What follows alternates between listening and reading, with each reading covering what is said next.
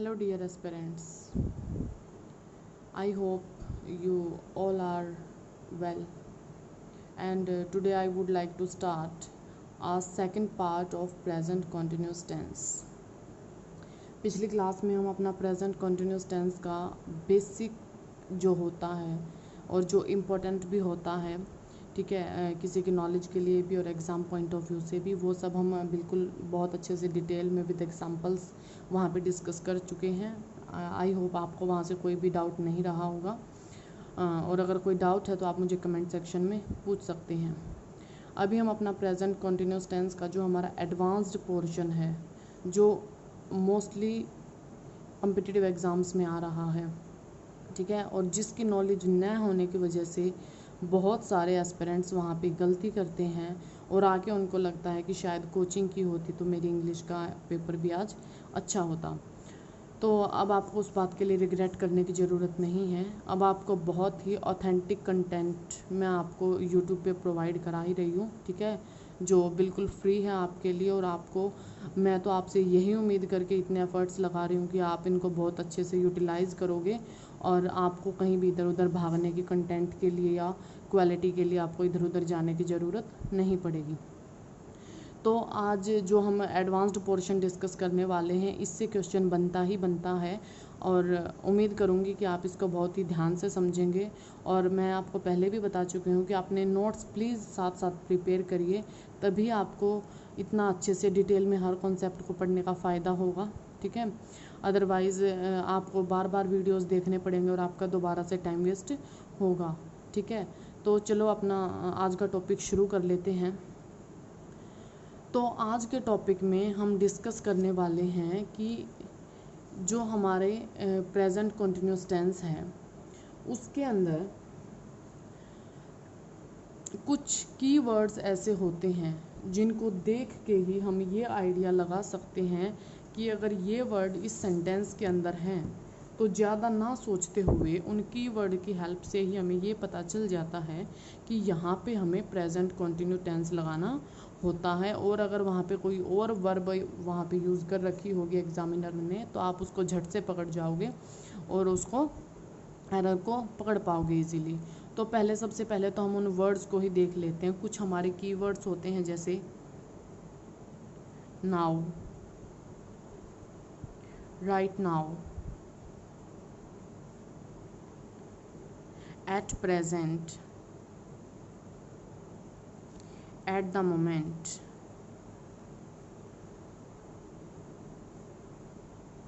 these days, nowadays, while, and still। Please इस चीज़ से confuse मत होना कि किस तरह से हम इनको याद करेंगे, ये वो नहीं, मैं बिल्कुल आपको एग्जांपल्स के साथ डिटेल में कराऊंगी, कंफ्यूज होने की ज़रूरत नहीं है। बस आप चीज़ों को थोड़ा पेशेंस रखें और समझने की कोशिश करिएगा, ठीक है। तो ये कुछ ऐसे वर्ड्स हैं, अगर ये सेंटेंस में आ रहे हैं, इसका मतलब वो हमारा जो प्रेजेंट टाइम चल रहा है, कंटिन्यू टाइम चल रहा है, ये उसी को डिनोट कर सकते हैं, ठीक है, और करते हैं। तो उन कीवर्ड्स की हेल्प से आप किस तरह से किसी भी सेंटेंस को पकड़ पाओगे, देखना। एक एग्जांपल से देखें, I teach tenses, I teach tenses. क्या ये सेंटेंस ठीक है? ऑब्वियसली ये सेंटेंस ठीक है, ठीक है, लेकिन फ़िलहाल जब मैं बोल रही हूँ इस टाइम के लिए ये सेंटेंस सही नहीं है। नॉर्मली अगर मेरा डेली का काम ऐसा हो कि मैं डेली ऐसा करती हूँ, मैं डेली बस टेंस ही पढ़ाती हूँ, ठीक है, तो ये सेंटेंस ठीक है। मैं आपको प्रेजेंट इंडेफिनिट टेंस में डिस्कस करा चुकी हूँ कि जो हमारे डेली रूटीन के एक्शंस होते हैं, जो हमारे फैक्ट होते हैं, उनको हम प्रेजेंट इंडेफिनिट टेंस में लिखते हैं, ठीक है। अगर उस पॉइंट ऑफ व्यू से है तो ये सेंटेंस बिल्कुल ही ठीक है। लेकिन अगर मैं यहाँ पे ऐड कर दूँ एट प्रेजेंट, तो ये सेंटेंस गलत है। I teach tenses at present. ये एट प्रेजेंट की बात अगर कर रहा है तो ये उस टाइम की बात कर रहा है जिस टाइम पे मैं ये बात बता रही हूँ। और अगर ये बात मैं अभी बता रही हूँ, इसका मतलब जो काम मैं कर रही हूँ टेंसेस को टीच करने का, वो मेरा काम अभी कंटिन्यू फॉर्म में होना चाहिए। और मैं आपको अपनी डेफिनेशन से क्लियर करा चुकी हूँ कि कंटिन्यूअस टेंस में वही एक्शंस आते हैं जो जिस टाइम पे हम बोल रहे हैं उस टाइम पे कंटिन्यू फॉर्म में होते हैं। इसका मतलब अगर एट प्रेजेंट की वो बात कर रहा है तो ये एक्शन अभी कंटिन्यू फॉर्म में है। अगर कंटिन्यू फॉर्म में है तो आपने यहाँ पे टीच क्यों लिखा?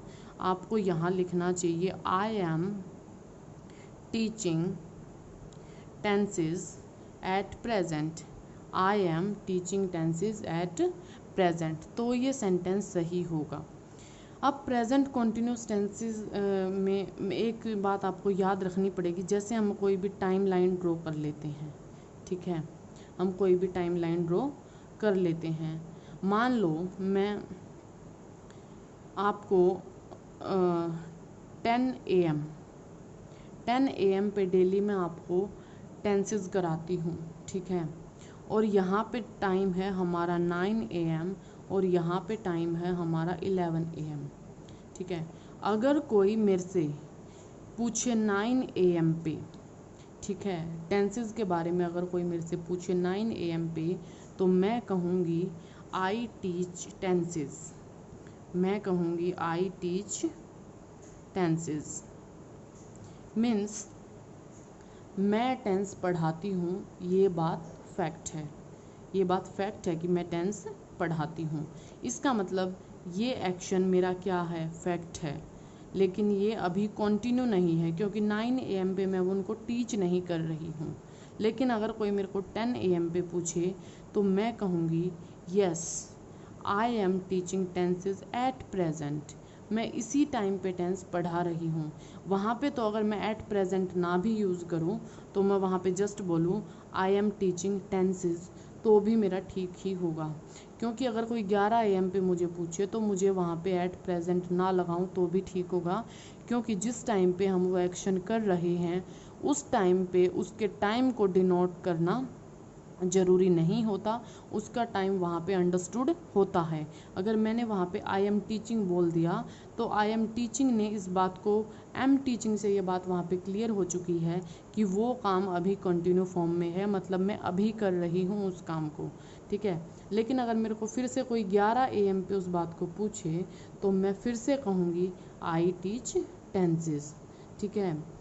कहने का मतलब आप समझ चुके होंगे कि जब वो एक्शन कॉन्टिन्यू स्टेट में हो तो कॉन्टिन्यूस टेंस का यूज़ होता है। यहाँ पे वो एक्शन कॉन्टिन्यू होता है। लेकिन जब वो एक्शन कॉन्टिन्यू ना हो, वो जस्ट एक फैक्ट हो, एक रियलिटी हो, ठीक है, एक टेम्परेरी एक्शन हो, एक फ्रिक्वेंट एक्शन हो जो कुछ टाइम के लिए होता है फिर सस्पेंड हो जाता है, तो वहाँ पे सिर्फ इनडेफिनिट टेंस से काम चल जाता है। अब देखिए, जैसे एक एग्जांपल देखिए हम, वेयर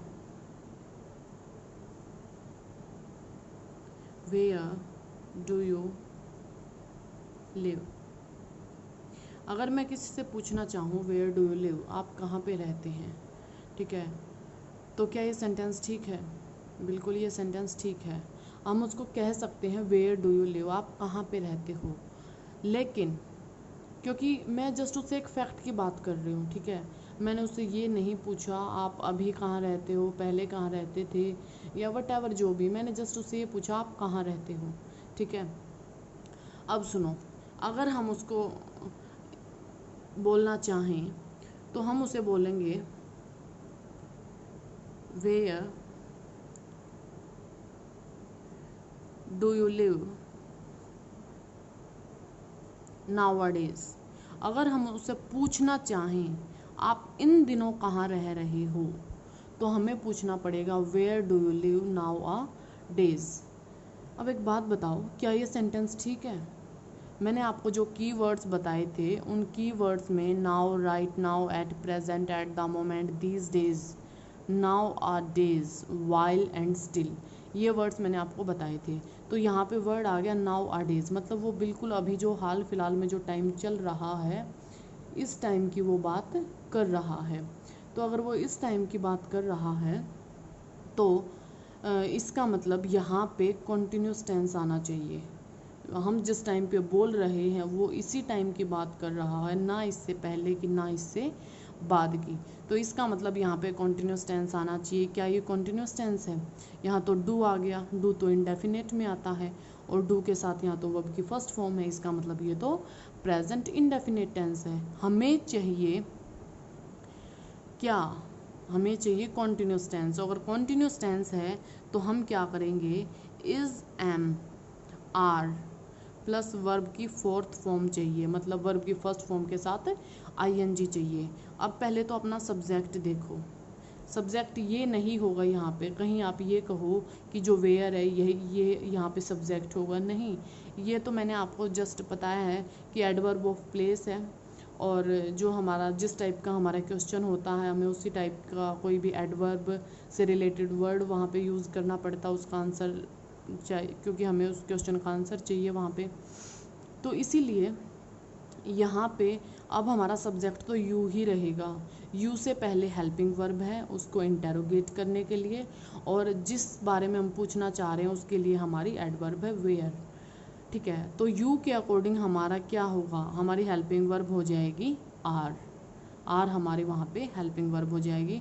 और लिव की जो फोर्थ फॉर्म है, मतलब इसके साथ क्या लग जाएगा, लिव के साथ आईएनजी लग जाएगा। इसका मतलब जो आर डू है यहाँ पे आ जाएगा आर, ठीक है, और जो लिव है इसकी जगह आ जाएगा लिविंग। ठीक है, where are you living nowadays एक सही सेंटेंस होगा। ठीक है, अब हम बात कर लेते हैं कि कुछ ऐसी सिचुएशंस हो जाती हैं एग्ज़ाम में कि वहाँ पे हमें वो सेंटेंस दोनों ही तरीके से सही लगता है। हमारी जो उसको अंडरस्टैंडिंग हमारी जो होती है, जैसे हम उसको समझ पाते हैं, हमें वो बिल्कुल ही सही लगता है। लेकिन कुछ छोटे छोटे चेंजेस होते हैं जिनकी वजह से वहाँ पे कॉन्टिन्यूस टेंस आता है। एक बार वो भी डिस्कस कर लेते हैं। कुछ चेंजेस होते हैं स्लो, ठीक है, कुछ चेंजेस होते हैं स्लो और कुछ चेंजेस होते हैं फास्ट। ठीक है, कुछ स्लो चेंजेस होते हैं, कुछ फास्ट चेंजेस होते हैं। अब आपने दो वर्ड सुने होंगे, एक वर्ड होता है ग्रेजुअल और एक वर्ड होता है इसी का एंटोनिम एब्रप्ट। मैंने यहाँ पे ये एंटोनिम क्यों यूज़ किया, क्योंकि मैंने यहाँ भी एंटोनिम ही यूज़ किए, इस चीज़ से कंफ्यूज मत होना।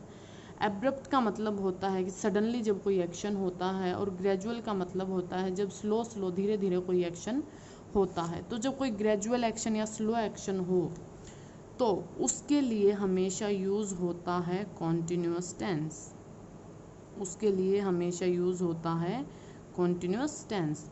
और जो हमारे फास्ट एक्शंस होते हैं उनके लिए यूज़ होते हैं परफेक्ट टेंस। अब वो डिपेंड करता है पास्ट का परफेक्ट होगा, प्रेजेंट का परफेक्ट होगा या फ्यूचर का होगा, उसके बारे में बात नहीं कर रहे हम जस्ट कर रहे हैं अगर स्लो है तो वो कॉन्टिन्यूस स्टेट में होगा, और अगर वो फास्ट है तो वो परफेक्ट स्टेट में होगा। ठीक है, okay, I hope you are getting. Then इसका एक एग्जांपल देख लीजिए, आपको अच्छे से समझ आएगा। जैसे हमारे इन्वायरमेंट के अंदर जो चेंजेस होते हैं उनमें से कुछ स्लो चेंजेस होते हैं और कुछ फास्ट चेंजेस होते हैं। जैसे अगर मैं कहूँ जो हमारी माउंटेन्स पे जो आइस होती है वो धीरे धीरे मेल्ट करती है, और जो हमारी रिवर्स के थ्रू वो ओशियन में चली जाती है। और क्या होता है जब हमारी ज़्यादा आइस मेल्ट करती है तो जो सी लेवल है वो कंटिन्यू इंक्रीज़ होता रहता है। तो ऐसा तो नहीं है कि जो आइस है वो एकदम से मेल्ट होके और बिल्कुल सेकंड्स में ही सी लेवल को ऊपर ले आती है, नहीं, धीरे धीरे मेल्ट होती है और धीरे धीरे हमारा जो वाटर लेवल है वो इंक्रीज़ होता है। तो जो इस टाइप का एक्शन है वो हमारा कंटिन्यूस स्टेट में होगा। उस टाइप जो स्लो एक्शन होंगे उनमें हमेशा ही प्रेजेंट कंटिन्यूस टेंस यूज़ होगा। कुछ चेंजेस हमारे बहुत ही फास्ट होते हैं। जिस टाइप से अगर मैं कहूँ कि अगर हमारे हाथ में कोई गिलास होता है, उस गिलास को अगर हम छोड़ देते हैं तो क्या वो धीरे धीरे नीचे जाता है? नहीं, वो एब्रप्टली जाता है और जाके टूट जाता है। तो इसी से रिलेटेड हम दो एग्जांपल्स ले लेते हैं, जैसे सी लेवल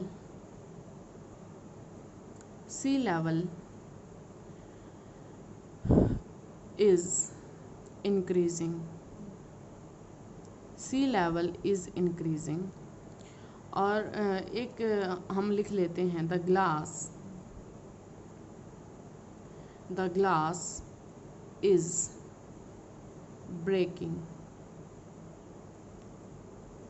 तो क्या ये दोनों सेंटेंस हमारे ठीक हैं?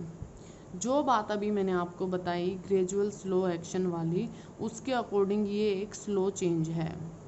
और अगर ये स्लो चेंज है तो ये हमारा कॉन्टिन्यूस स्टेट में है, ये बिल्कुल ही ठीक है। लेकिन जो कंसेप्ट अभी हमने बताया, जो फास्ट चेंजेस होते हैं, जैसे ग्लास का टूटना एक फास्ट चेंज है। अगर फास्ट है तो वहाँ पे परफेक्ट आना चाहिए ना, वहाँ पे क्या आना चाहिए? परफेक्ट स्टेट आनी चाहिए। अगर परफेक्ट है द ग्लास इज़ ब्रेकिंग, तो परफेक्ट नहीं है। तो इसका मतलब जब हम बोल रहे हैं तब भी वो ग्लास लगातार टूट ही रहा है, क्या ऐसा है? नहीं, वो तो टूट चुका है। तो इसलिए यहाँ पे जो वर्ब है हमारी वो बिल्कुल ही गलत है। यहाँ पे आना चाहिए, परफेक्ट में क्या आता है? हैज़ हैव आता है। हैज़ हैव के अकॉर्डिंग हम अपना सब्जेक्ट देखेंगे, सब्जेक्ट देखेंगे तो हमारा सब्जेक्ट क्या है? सिंगुलर है। उसके अकॉर्डिंग जो वर्ब है वो भी क्या आएगी? हैज़। अब मेन वर्ब है हमारी ब्रेक, ब्रेक की थर्ड फॉर्म क्या होती है? ब्रोकन। इस तरह से हमारा सही सेंटेंस होगा द ग्लास हैज़ ब्रोकन। ठीक है, तो समझ गए होगे आप इस चीज़ को कि स्लो चेंजेस में हमेशा एक कॉन्टिन्यूस टेंस यूज़ होता है, और जो हमारे फास्ट चेंजेस होते हैं जो कुछ ही सेकेंड्स में हैपन हो जाते हैं, उन के अंदर हमारा present indefinite present perfect tense use होता है। ठीक है, अब हमारा जो नेक्स्ट टाइप है वो है हमारे डिसअप्रूविंग एक्शंस। कुछ एक्शंस ऐसे होते हैं जो डिसअप्रूविंग किसी को भी पसंद नहीं आते। ऐसे एक्शंस, उन एक्शंस को बोलते हैं डिसअप्रूविंग एक्शंस, जो दूसरों से ज़रा हटके होते हैं, और हटके भी कुछ इस तरह से होते हैं कि उनको कोई भी लाइक नहीं करता। ऐसे इस तरह का काम करना कोई भी लाइक नहीं करता। ठीक है, तो ऐसे एक्शंस में आपको एक वर्ड आपको याद रखना पड़ेगा, जैसे मैं यहाँ पे लिख देती हूँ। जो हमारे डिसअप्रूविंग एक्शंस होते हैं उनके अंदर एक वर्ड ज़्यादातर रिपीट होता है, वो क्या है? ऑलवेज। जब हम किसी को कहते हैं आप तो हमेशा ही खाते रहते हो, ठीक है, आप तो ऑलवेज खाते ही रहते हो, आप तो ऑलवेज सोते ही रहते हो, आप तो always you are always watching TV, you are always sleeping, वगैरह वगैरह। तो इस टाइप के जो सेंटेंसेस होते हैं वो हमारे डिसअप्रूविंग में आते हैं। इसका मतलब हम उसको ये कहना चाह रहे हैं कि जितना टीवी तुम देखते हो इतना कोई नहीं देखता, ठीक है, जितना तुम सोते हो इतना कोई नहीं सोता। अगर हम इस टाइप की बात बोलना चाहते हैं तो हमें वहाँ पे कॉन्टिन्यू टेंस यूज़ करना चाहिए। कॉन्टिन्यूस भी कौन सा? प्रेजेंट कॉन्टिन्यूस ही यूज़ करना चाहिए, क्योंकि ना हम उसके पास्ट की बात कर रहे हैं ना हम उसके फ्यूचर की। वो इस टाइम पे, इन दिनों वो इस टाइप की एक्टिविटीज़ कर रहा है जो बिल्कुल ही पसंद करने लायक नहीं है। तो इसलिए हम उनको डिसअप्रूविंग बता रहे हैं और उनको प्रेजेंट कॉन्टिन्यूस टेंस से ही डिनोट करेंगे। और इस टाइप की एक्टिविटीज़ में ऑलवेज वर्ड ज़्यादातर यूज़ होता है। ठीक है, अब एक एग्जांपल से देखें इस चीज़ को। Mohan is always watching TV. Mohan is always watching TV. ठीक है,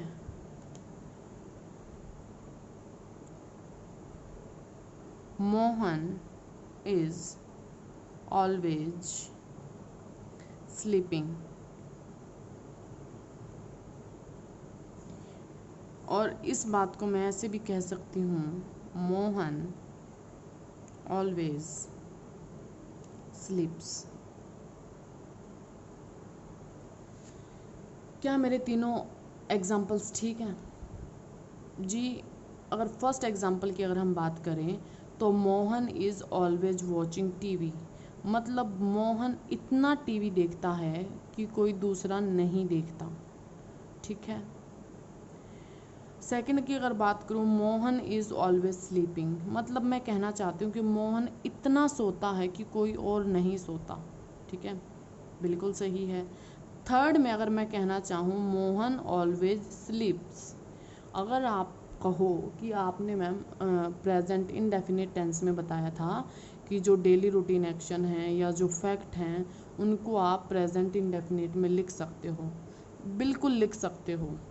लेकिन आपने अगर इस सेंटेंस को प्रेजेंट इंडेफिनिट में लिख दिया, आप इसको फैक्ट बताना चाह रहे हो इसका मतलब, और अगर आप इसको फैक्ट बताना चाह रहे हो तो फैक्ट एक ऐसा सेंटेंस होता है जो सिर्फ उसी पर्सन पे लागू होता है, वो किसी और पर्सन पे फॉलो नहीं होता। इसका मतलब आप क्या कहना चाह रहे हो, मोहन तो हमेशा सोता है, इसका मतलब दूसरे तो बिल्कुल नहीं सोते, क्योंकि मोहन पे ही तो फैक्ट है, वो बात दूसरों पे फैक्ट नहीं है। इसका मतलब अदर डोंट स्लीप, दूसरे तो नहीं सोते। या फिर अदर स्लीप्स बट नॉट ऑलवेज, दूसरे सोते हैं बट नॉट ऑलवेज, मतलब बट नॉट डेली, मतलब दूसरे लोग भी सोते हैं लेकिन वो डेली नहीं सोते, लेकिन मोहन तो डेली या ऑलवेज सोता ही रहता है। तो माय डियर एस्पिरेंट्स, मैं आपको बता दूं कि जो ये एक्शंस हैं जो डिसअप्रूविंग कंडीशन में होते हैं वो कभी भी इंडेफिनेट में नहीं आएंगे। अगर वो इंडेफिनेट में चले गए तो वो फैक्ट बन जाएंगे, और इसका मतलब कि वो दूसरों पे लागू नहीं होंगे, वो सिर्फ उसी पर्सन पे लागू होंगे। तो जो भी डिसअप्रूविंग एक्शन हो उनके लिए हमेशा ही ध्यान रहे सिर्फ कॉन्टिन्यूस टेंस का ही यूज़ किया जाए तो बहुत ही बेटर होगा। इस बात को मैं एक और एग्जांपल से क्लियर करना चाहूँगी, जैसे मोहन ऑलवेज कम्स लेट। ठीक है, ये बात मैंने लिख दी है प्रेजेंट इंडेफिनिट टेंस में। इसका मतलब जो मैंने लिखा है ये एक फैक्ट है। ये सेंटेंस मैंने इस टाइप से क्यों लिखा, क्योंकि जो स्लिप वाला जो अभी मैं आपको एग्जांपल करा रही थी उससे ये बात आपको शायद इतनी क्लियर नहीं हो पाती जितनी इस सेंटेंस से हो जाएगी। ठीक है, क्योंकि जो स्लिप करना है वो एक डेली की एक्टिविटी है और वो हर कोई करता है। ठीक है, लेकिन अगर मैं आपको एक एग्जांपल और कहूँ, मोहन ऑलवेज कम्स लेट, इसका मतलब ये बात बस मोहन पे ही लागू होती है और मोहन हमेशा ही लेट आता है। और इस बात को कहने से सुनने वाले की अपने आप अंडरस्टैंडिंग दो तरह से डेवलप हो जाती है। उसके मन में खुद से आता है, it means other don't come late, इसका मतलब जो दूसरे पर्सन है वो कभी भी लेट नहीं आते, या others come late but occasionally, दूसरे भी लेट आते हैं बट कभी कभार, लेकिन मोहन तो डेली ही लेट आता है। ठीक है, तो इस तरह की बातें जो सिर्फ एक पर्सन पे लागू होती हैं उनको हम फैक्ट बना सकते हैं उस पर्सन के लिए, और उनको हम प्रेजेंट इंडेफिनिट में लिख सकते हैं। लेकिन जो हमारे डिसअप्रूविंग एक्शंस हैं, जैसे टीवी वॉच करना या स्लिप करना या ज़्यादा खाना या ज़्यादा बोलना या फिर झूठ बोलना, जो इस तरह की हमारी जो बातें होती हैं वो हमें डिसअप्रूविंग एक्शन वाली जो कंडीशन होती है उनको हम प्रेजेंट कंटिन्यूस टेंस में ही लिखते हैं। आगे अगर हम बात करें तो जैसे मैं आपको दो एग्जांपल और बताऊं, she is always teaching her children, she is always teaching her children, वो अपने बच्चों को हमेशा पढ़ाती रहती है, मतलब इतना पढ़ा दिया, इतना पढ़ाती है जितना नहीं पढ़ाना चाहिए। क्योंकि ये तो एक क्लियर सी बात है कि पढ़ने की हमारी एक लिमिट होती है, हमारे जो ब्रेन की जो कैप्चर करने की पावर है वो लिमिटेड ही है। लिमिटेड तो क्या है, मतलब ये है कि हम कंसंट्रेशन 20 to 25 मिनट ही किसी टॉपिक पे बना सकते हैं, फिर हमें छोटा सा ब्रेक चाहिए, उसके बाद हम दोबारा से इतने टाइम के लिए फिर से कंसंट्रेशन बना सकते हैं। लेकिन अगर वो ये सोचती है कि कंटिन्यू बच्चे को टीच कराने से ही वो इंटेलिजेंट बनेगा, तो ये उसकी गलत सोच है। इसलिए इसके एक्शन को हम डिसअप्रूविंग एक्शन कह सकते हैं। She is always teaching her children, इतना पढ़ा देती है जितना नहीं पढ़ाना चाहिए, मीन्स डिसअप्रूव है। एक और एग्जाम्पल देख लो। He is always praising his friends. He is always praising his friends, मतलब वो अपने फ्रेंड्स की हमेशा तारीफ़ करता रहता है। ठीक है, किसी की तारीफ़ करनी चाहिए, अगर वो अच्छा काम कर रहा है, अच्छे एफर्ट्स लगा रहा है तो तारीफ़ करनी चाहिए। लेकिन हर समय किसी की तारीफ़ करते रहना भी ठीक नहीं है, मतलब वो एक डिसअप्रूविंग कंडीशन है और इतना कोई डिसअप्रूविंग एक्शन हमें नहीं करना चाहिए। इट मीन्स आप समझ चुके होंगे अभी तक कि फर्स्ट थिंग तो जो मैंने आपको बताई है कि जो डिसअप्रूविंग एक्शंस होते हैं उनके लिए एक कीवर्ड है ऑलवेज। जहाँ पे ऑलवेज यूज हो जाता है उसको थोड़ा सा ध्यान से देखना उस सेंटेंस को। अगर आपको वो डिसअप्रूव लग रहा है तो वहाँ पे हमेशा ही प्रेजेंट कंटिन्यू टेंस यूज़ करना। और अगर कोई बात सिर्फ सॉरी फॉर डिस्टर्बेंस। तो हम कह रहे थे कि अगर कहीं पे ऑलवेज आता है तो इसका मतलब वो एक्शन हमारे डिसअप्रूविंग एक्शंस की कंडीशन में आते हैं, और इस टाइप के एक्शंस को हमें हमेशा ही कॉन्टिन्यूस टेंस में रखना चाहिए। और अगर जैसे कोई बात किसी स्पेशल पर्सन पे फॉलो हो रही है, ठीक है, वो उस पर्सन के लिए तो वो बात फैक्ट ही है। अगर वो उस पर्सन के लिए फैक्ट है तो वहाँ पे हमें इनडेफिनेट टेंस ही यूज़ करना चाहिए, बशर्ते वो बात दूसरों पे लागू नहीं होनी चाहिए। ठीक है, जैसे स्लिप और ईट वाला एग्जांपल है, सभी खाते हैं, वो किसी एक पे लागू नहीं हो सकती। लेकिन अगर उसे डिसअप्रूविंग करना है तो कंटिन्यूस लगा दो। ठीक है, स्लिप करने वाली है, सभी सोते हैं, कोई एक बंदा नहीं सोता, वो डिसअप्रूव अगर करना है तो कंटिन्यूस लगा दो। बस उसको इनडेफिनेट में मत रखो अगर आपको वो डिसअप्रूविंग शो करना है तो। मेरा कहने का मतलब यहाँ पे जस्ट ये था। अब यहाँ पे एक एग्ज़ाम्पल और देखना, क्योंकि अगर कोई भी रूल बनता है, ठीक है, क्योंकि इस वर्ल्ड में परफेक्ट तो कुछ भी नहीं है, अगर कोई भी रूल बनता है तो उसके एक्सेप्शंस भी होते हैं। तो यहाँ पे जस्ट मैं आपको एक हल्का सा एक्सेप्शन बताना चाहूँगी इसका। वो एक्सेप्शन क्या है, ध्यान से देखना। जैसे कोई भी सेंटेंस है, she is always speaking the truth, वो हमेशा ही सच बोलती रहती है। ठीक है, क्या मतलब दूसरे सच नहीं बोलते हैं। ठीक है, इसका मतलब तो वो ज़्यादा सच बोलती है और उसका इतना सच बोलना किसी को भी पसंद नहीं आता। तो ये बात यहाँ पे थोड़ी सी अटपटी सी लग रही है, क्योंकि सच बोलना सभी को पसंद होता है। ठीक है, तो जो ऐसे एक्शंस जो सभी को पसंद हैं, ठीक है, वो डिसअप्रूविंग नहीं हो सकते। ठीक है, वो डिसअप्रूविंग नहीं हो सकते जो बातें सभी को पसंद है। डिसअप्रूविंग तो वही होती हैं जो किसी को भी पसंद ना हो। तो इस बात को हम ऐसे नहीं लिख सकते, हमें इसको फैक्ट बना के ही लिखना पड़ेगा, क्योंकि ये डिसअप्रूविंग एक्शन है नहीं। हाँ ठीक है, वो हमेशा सच बोलती है, इसका मतलब ये उसकी क्वालिटी में काउंट किया जाएगा, ना कि उसकी डिसअप्रूविंग स्टेट में। तो हमें यहाँ पे लिखना पड़ेगा शी ऑलवेज, इज को भी हटाना पड़ेगा, और यहाँ पे स्पीकिंग की बजाय हमें लिखना पड़ेगा she always speaks, she always speaks the truth. तो इस तरह से आपको थोड़ा सा एक्सेप्शन का भी ध्यान रखना है कि कहीं आप बस ये सोच लो कि हाँ वो ज़्यादा सच बोलती है तो ये डिसअप्रूव हो गया। नहीं, वो डिसअप्रूव नहीं होगा, क्योंकि सच बोलना सबको पसंद होता है, हर एक्शन डिसअप्रूविंग एक्शन भी नहीं होता। ओके फ्रेंड्स, उम्मीद करती हूँ आपको आज वाला वीडियो अच्छा लगा होगा। अगर आपको वीडियो अच्छा लगा है तो प्लीज़ शेयर कीजिए, सब्सक्राइब कीजिए, लाइक कीजिए, ताकि मैं अपने एफ़र्ट्स को कंटिन्यू रख सकूं और ज़्यादा अच्छे एफ़र्ट्स कर सकूं आप सबके लिए। And finally thank you.